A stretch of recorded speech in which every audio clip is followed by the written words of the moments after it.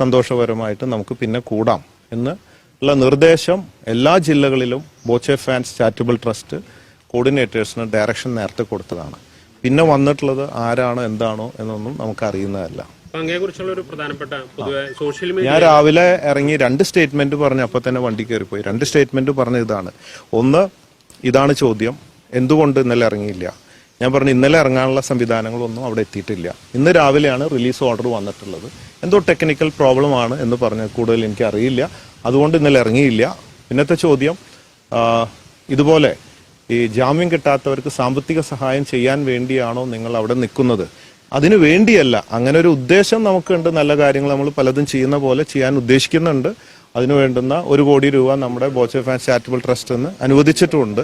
Legal എയ്ഡിന് കുറെ എന്താ പറയുക, ചെറിയ ചെറിയ കേസുകളിലൊക്കെ പെട്ടിട്ടുള്ള കേസുകളിലൊക്കെ ഉണ്ട്, അതിനുണ്ട്. അപ്പൊ അങ്ങനെ അവിടെ ചെന്ന് പെട്ടപ്പോൾ എനിക്കത് ചെയ്യണമെന്ന് തോന്നി.